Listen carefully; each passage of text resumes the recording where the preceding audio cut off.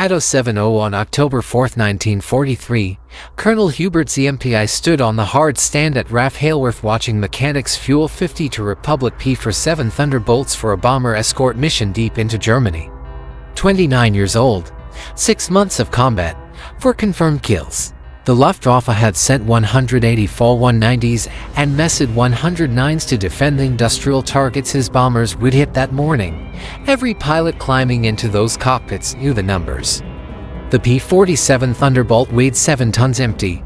The German Focke-Wulf 190 weighed less than 4. In a turning fight, Physics 1, the lighter fighter turned tighter. The heavier fighter died. Zemke's 56th Fighter Group had lost 11 aircraft in their first 4 months of combat. 4 pilots killed, 7 captured. The Germans called the Thunderbolt the Jug, short for juggernaut. A flying tank that couldn't dogfight. American bomber crews watched P-47s try to protect them and saw the truth. When Focke-Wulfs attacked, the Thunderbolts couldn't stay with them through the turns. Luftwaffe pilots broke away from bomber formations. Knowing the heavy American fighters wouldn't follow through the vertical maneuvers, they were right. On June 26, 1943, Zemke's group engaged Jagdgeschwader 26 over France. Veteran German pilots flew circles around the P-47s. Literally, 5 Thunderbolts went down. 4 American pilots died. Captain Robert Johnson barely made it home with his aircraft shot to pieces. His Thunderbolt had taken over 200 cannon hits and still flew, but it hadn't won the fight. The mathematics were simple. A Focke-Wulf 190 could turn inside a P-47 every single time. At 15,000 feet, the German fighter completed a 360 turn in 22 seconds. The Thunderbolt needed 28.6 seconds. In combat, 6 seconds meant death. 8th Air Force generals watched their fighter group struggle and made plans to replace the P-47 with the new P-51 Mustang, lighter, faster, and level flight. Better range. The Thunderbolt program looked like a failed experiment. 5 other fighter groups were scheduled to transition to Mustangs by the end of 1943. But Zemke had spent 2 years testing the P-47 before the war. He knew something the Germans didn't. The Thunderbolt couldn't turn. It could dive. The massive Pratt & Whitney R280 double Wasp engine generated 2,000 horsepower. The thick wing and heavy airframe stayed stable at speeds that would tear apart a Focke-Wulf. In a vertical dive, nothing in the Luftwaffe could catch a Thunderbolt. Zemke stopped trying to fight the war the Germans expected. He developed new tactics built around the P-47's actual strengths.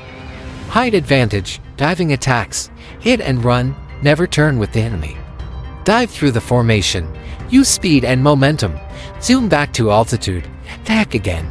The 56th Fighter Group practiced these tactics through the summer of 1943, dive bombing runs on ground targets, high-speed gunnery passes, energy management. Every pilot learned to think in 3 dimensions, use altitude like currency. Trade height for speed, trade speed for position, never get slow, never try to turn. By September, Zemke's pilots were ready, but 8th Air Force bomber losses were accelerating.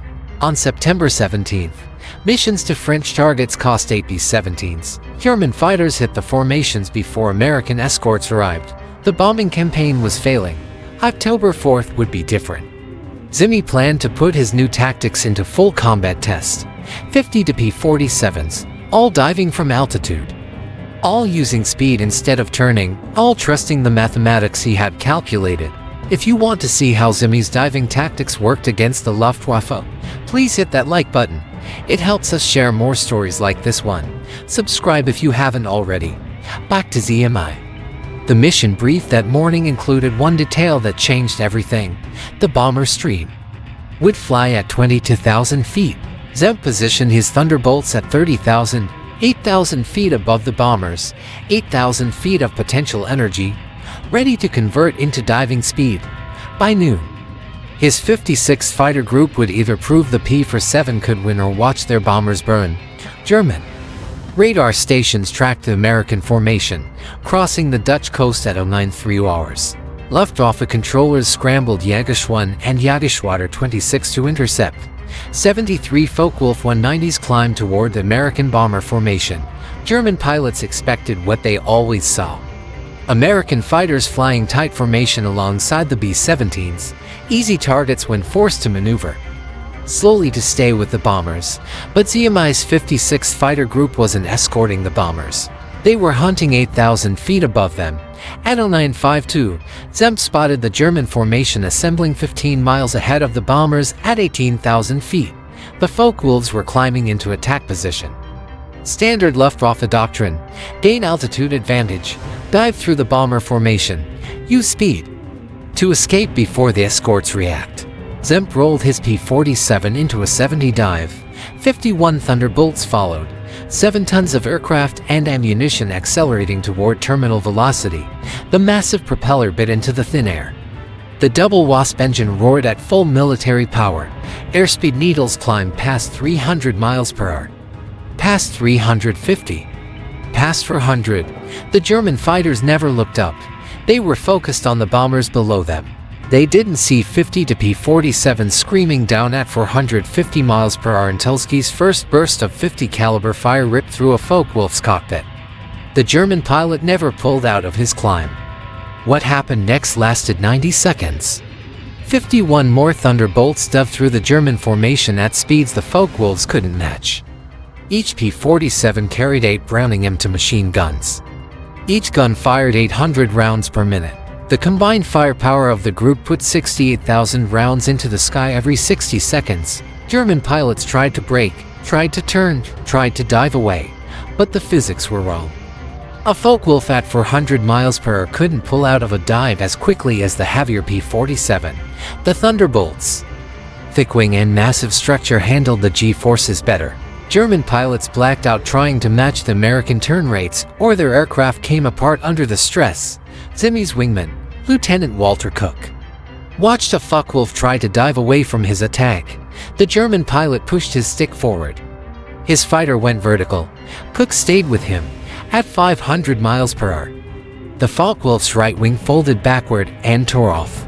The wreckage tumbled toward the Dutch farmland below. The remaining Thunderbolts didn't dogfight. They didn't try to turn with the Germans. Each pilot made one high-speed pass, fired, dove through, then used their remaining speed to climb back to altitude for another attack. Zemke had calculated this exactly. The Thunderbolt's engine produced enough power to regain 8,000 feet in 4 minutes. For minutes. Then they could dive again. The German formation scattered.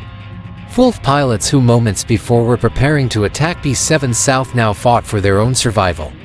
They couldn't climb fast enough to escape the diving Thunderbolts. They couldn't dive fast enough to outrun them. They couldn't turn because the P-47s never committed to turning fights. By 10:03, 11 minutes after the first attack, the sky above the bomber stream was empty of German fighters. The Focke-Wulfs that survived fled east toward their airfields. Not one German fighter made it through to attack the B-7 South.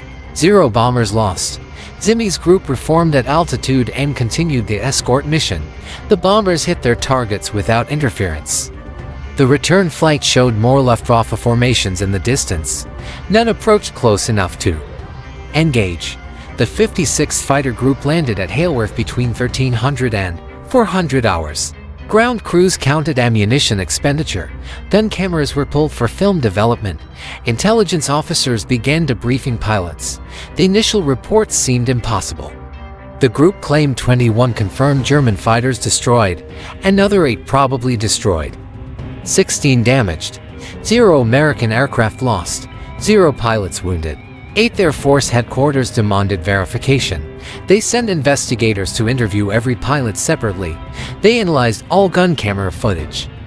They cross-referenced with radar tracks and radio intercepts. Every claim checked out. October 4th, 1943 was real. But that was one mission, one day. The Luftwaffe had hundreds of fighters. The strategic bombing campaign would continue for 18 more months. Could Zemke's tactics work consistently? Could other fighter groups learn them? Could the P-47 actually win the air war over Europe? 3 weeks later, the 56th Fighter Group would answer those questions in a way that terrified the Luftwaffe. October 1943 became the 56th Fighter Group's proving ground.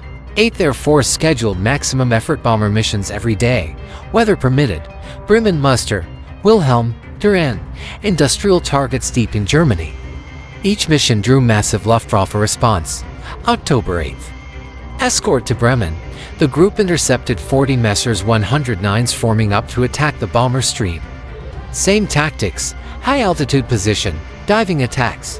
6 German fighters destroyed. 0 American losses. October 10th. Monster raid.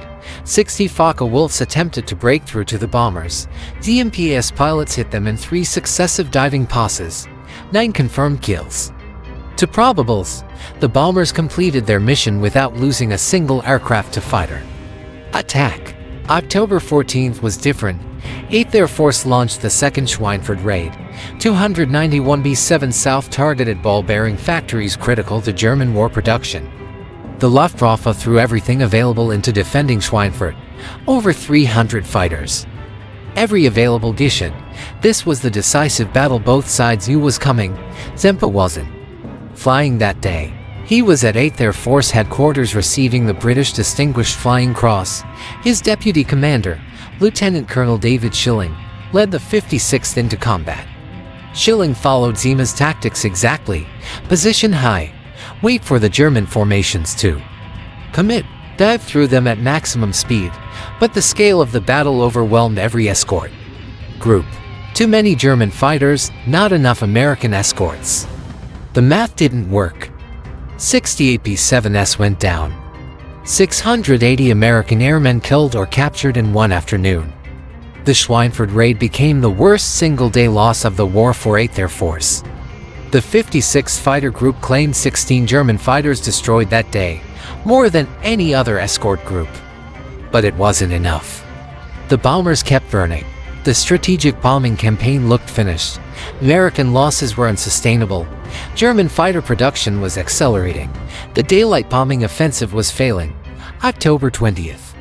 4 days after Schweinfurt, 8th Air Force commanders debated suspending deep penetration raids until long-range P-51 Mustangs arrive in sufficient numbers. Some generals argued the P-47 had proven inadequate for bomber escort.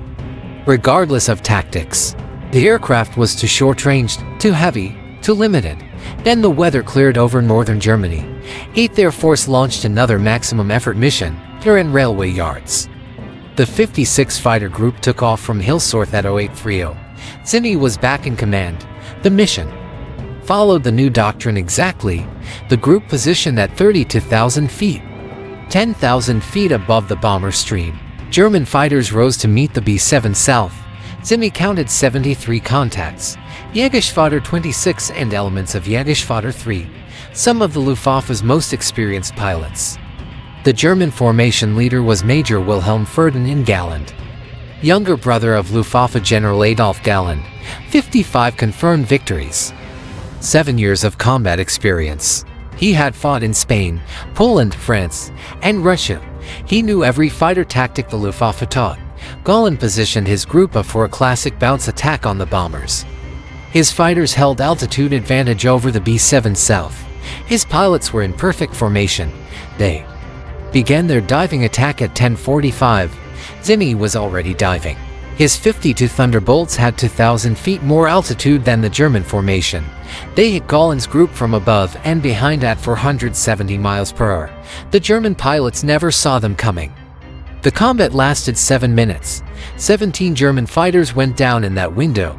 Galland's Focke-Wulf took multiple 50 caliber hits in the engine and cockpit. His aircraft went into an uncontrolled spin at 23,000 feet. Major Wilhelm Ferdinand Galland did not survive.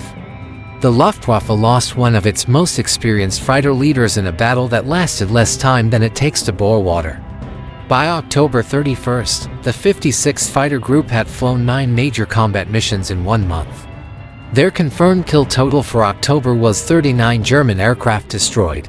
The group that couldn't dogfight had become the highest-scoring fighter group in 8th Air Force. The Germans noticed. Luftwaffe intelligence began tracking American fighter tactics and identified a new threat. They called it the Amerikanische tactic, the American diving tactic, and they had no counter for it. November 1943, Luftwaffe Jagdgeschwader commanders held emergency conferences across occupied Europe. The Americans had changed something fundamental. German fighter pilots reported P-47s attacking from impossible altitudes at speeds their aircraft couldn't match. Traditional intercept tactics weren't working. Luftwaffe doctrine had dominated European skies for 4 years. Gain altitude, position above the enemy, dive through with speed advantage. The tactic had destroyed Polish, French, British, and Russian aircraft by the thousands. Now the Americans were using it better. Major Gar commanded Jagdgeschwader 11.275 confirmed victories, one of Germany's most successful fighter pilots. He studied the 56th Fighter Group's tactics and identified the problem. The P-47 pilots weren't escorting bombers. They were hunting fighters. They ignored the B-7 South and went after the Luftwaffe formations before they could attack. German fighter controllers tried adapting. They sent formations in at different altitudes, some high, some low, some from the flanks. The goal was to force the American escorts to split their forces, divide their attention, create openings for bomber attacks. It didn't work. Zemke positioned his squadrons in vertical layers. One squadron at 30,000 feet, second at 28,000, third at 26,000. When Germans came high, the top squadron dove. When Germans came low, the bottom squadron dove. The middle squadron covered both. Every P-47 maintained enough altitude advantage to accelerate into attack speed. November 5th, mission to muster. Jagdgeschwader 1 attempted a coordinated attack with 30 Focke-Wulfs approaching the bombers from multiple directions simultaneously. Zemke's group intercepted all 3 formations before they reached firing range. 14 German fighters destroyed. The bombers lost 0 aircraft to fighter attack. Flak got to B-7 South. Fighters got none. The Luftwaffe began avoiding areas where the 56th Fighter Group operated. German controllers listened to radio traffic and identified Zemke's call signs. When they heard his group in the area, they directed their fighters to different sectors. Better to miss an attack opportunity than lose experienced pilots. By late November, 8th Air Force headquarters recognized what was happening. Other fighter groups flying P-47s weren't achieving the 56 results.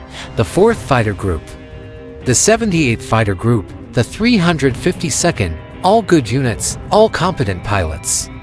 None matching ZMY skill ratios. 8th Air Force Commander General Ira Ecker ordered Zemke to brief all P-47 groups on his tactics. December 8, 1943.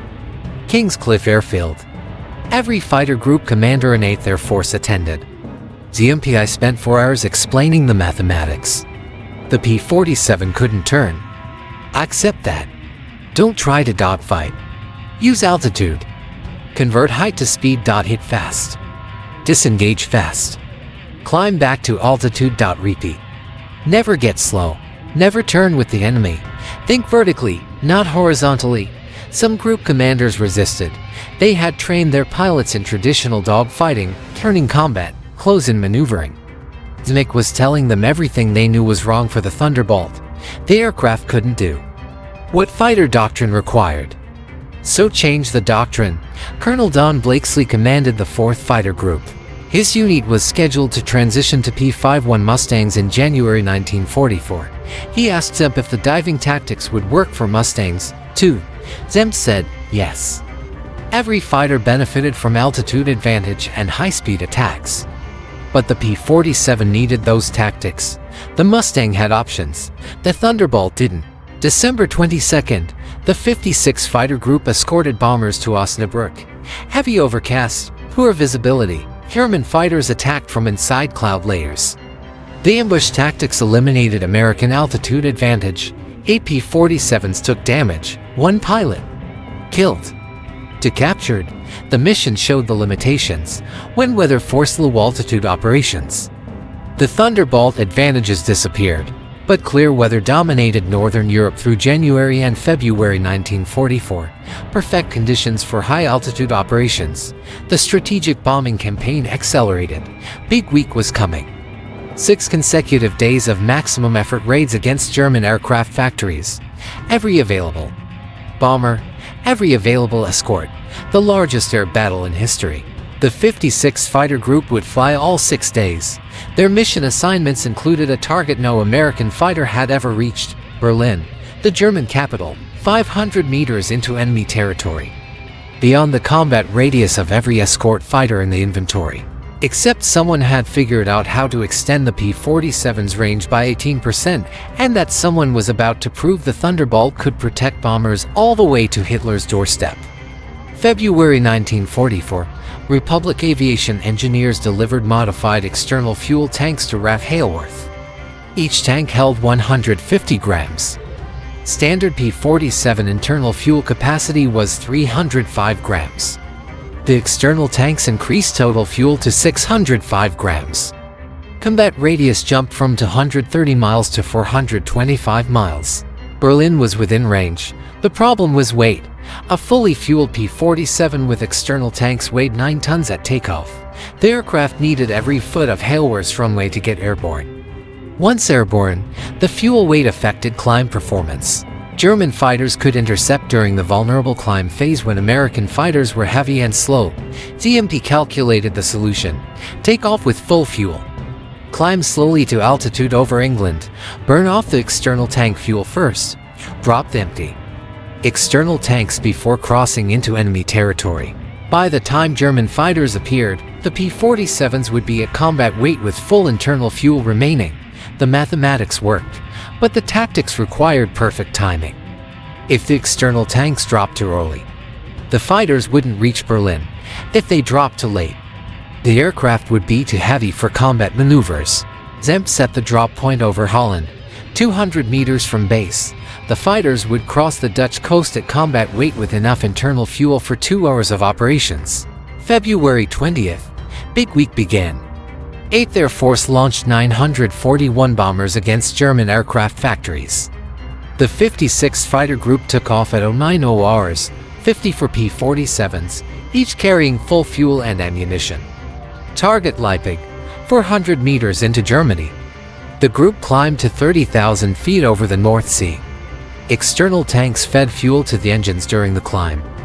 Over Holland, all 50 for pilots toggled their drop releases simultaneously. 108 external fuel tanks tumbled toward Dutch farmland. The P-47s were now at combat weight. Altitude 30,000 feet. Speed 280 miles per hour. Internal fuel sufficient for 4 hours of flight time. German radar tracked the formation. Luftwaffe controllers scrambled every available fighter. Jagdgeschwader 3, Jagdgeschwader 11, Jagdgeschwader 26. 190 German fighters rose to intercept the bomber stream. The 56th Fighter Group positioned ahead of the bombers as planned. Zemke spotted the German formations assembling at 28,000 feet, 50 miles ahead. The P-47's dove. Same tactics that worked in October. High-speed attack, single pass, zoom climb recovery. But something was different this mission. The Luftwaffe had adapted. German fighters no longer concentrated in single formations.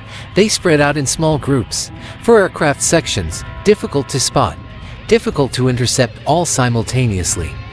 When the P-47s dove on one section, 2 more sections attacked from different angles. The combat spread across 40 meters of German airspace.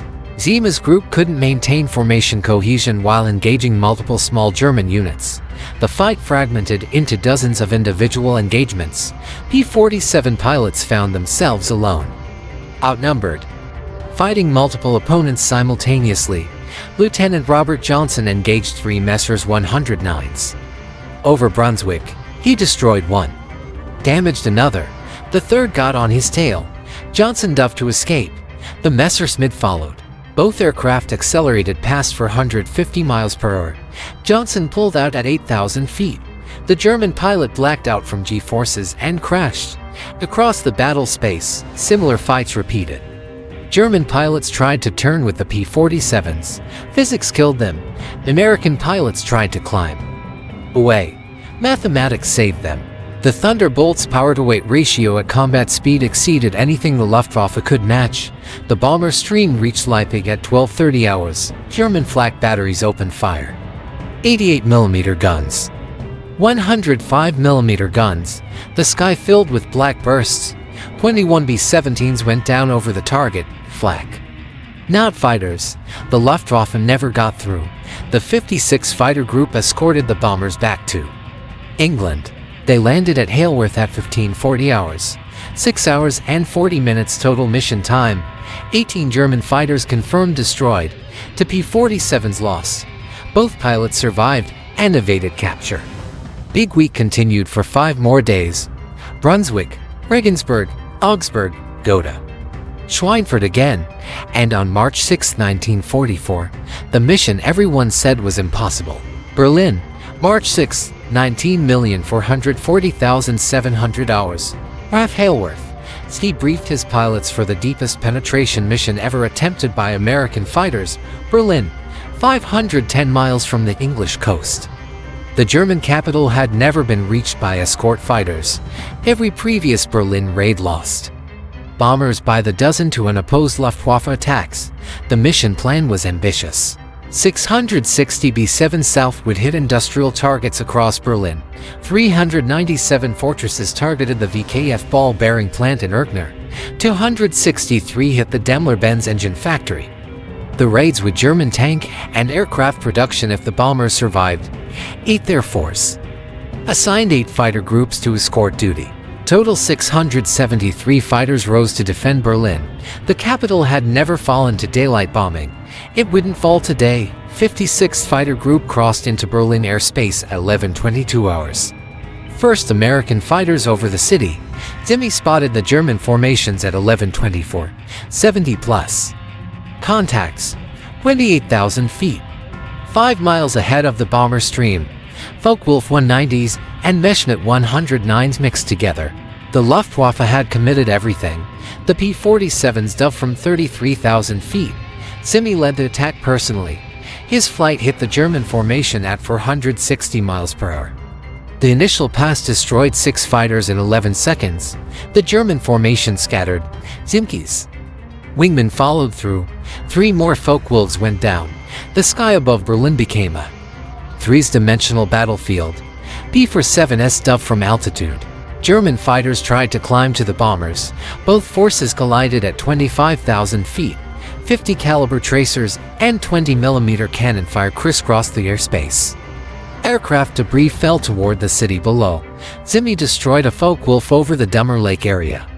His second kill that day. His wingman got a Messrs 109. The combat moved west as German fighters tried to regroup. The P-47s stayed with them. Diving attacks, zoom climbs, no turning engagements. The tactics that worked in October worked over Berlin. The bomber stream reached the target at 11:50 hours. Berlin's flak defenses opened fire. 2,000 anti-aircraft guns. The sky turned black with explosions. 69 B-7 South took damage. 11 went down, but not one bomber fell to German fighters during the bomb run. The escorts held the Luftwaffe away from the formations. By 12:30 hours, the combat was over. The bombers turned west. German fighters broke off. Fuel exhaustion forced both sides to disengage. The 56th Fighter Group formed up and headed home. They landed at Halworth at 14:40 hours. Total mission time 6 hours and 10 minutes. Longest fighter mission flown by any American group to that date. Intelligence officers counted the results. 18 German fighters confirmed destroyed over Berlin. For probables, 9 damaged. To P-47s lost. 1 pilot recovered, 1 captured. But the numbers only told part of the story. American fighters had reached Berlin. They had protected the bombers. They had won their battle over the German capital. The mission every expert said was impossible had succeeded. Zemke received the Distinguished Service Cross for leading the Berlin escort. The citation mentioned his tactical innovations, his leadership under fire, his role in turning the P-47 from a liability into the 8th Air Force's most successful fighter. 3 months later, the 56th Fighter Group would achieve something even more remarkable. May 1944. Allied forces prepared for Operation Overlord. The Normandy invasion. D-Day required absolute air superiority over the landing beaches. Luftwaffe fighters could not reach an invasion fleet, could not strafe the beaches, could not interfere with airborne operations. That mission fell to the fighter groups of 8th Air Force. The 56th Fighter Group moved to Boxed Airfield in Essex, closer to the French coast. better positioned for round-trip missions to Normandy. Their assignment was clear: sweep ahead of the bombers, destroy German fighters before they reached the invasion zones, maintain constant patrols over the Channel, May 8 through June 5. The group flew 32 missions in 29 days: fighter sweeps, bomber escorts, armed reconnaissance, ground attack. The tempo exceeded anything from 1943. Pilots flew 6 days per week, sometimes twice per day. Everyone was exhausted. Everyone kept flying. June 6, D-Day. The 56th launched at 0 for 3 hours. First wave, 51 P-47 swept the French coast ahead of the invasion fleet. Their mission: destroy any German aircraft attempting to reach the beaches. Not one Luftwaffe fighter would get through. The sky over Normandy at dawn was empty of German aircraft.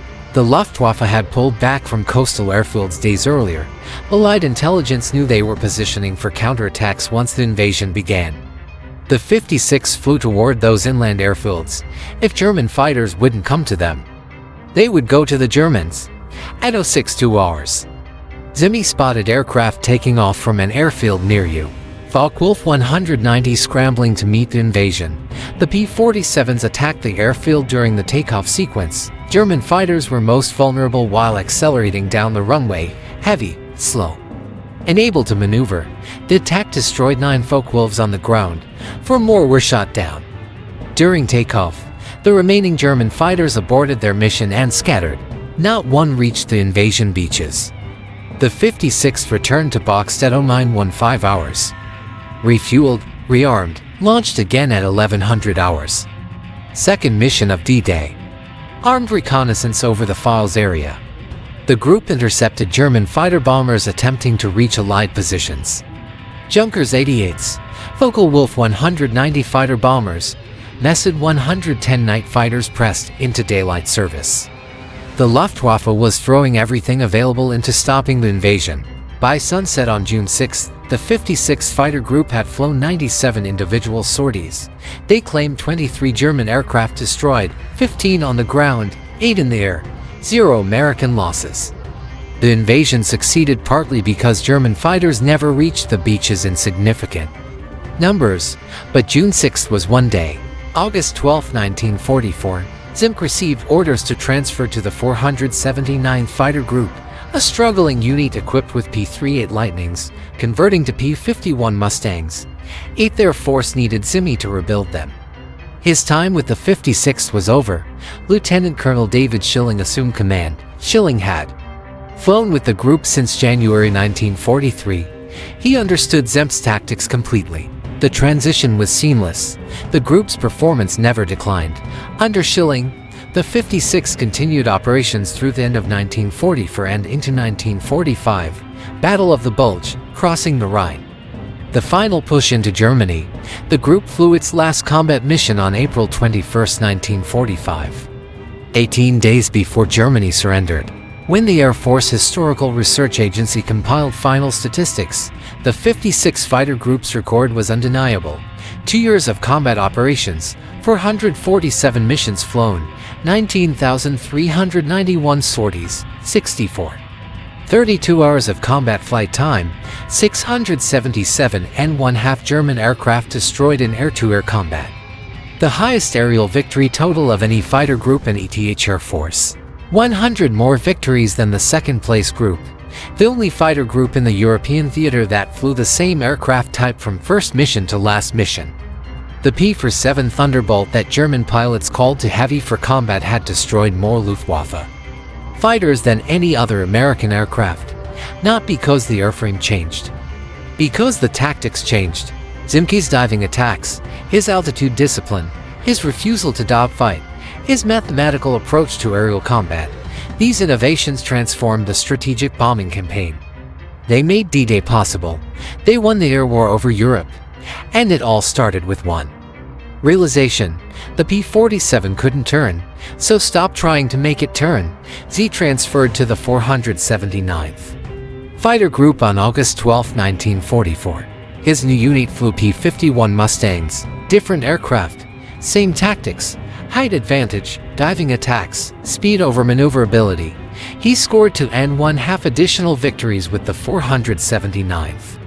His total reached 17 and 3/4 confirmed kills. October 30th, 1944.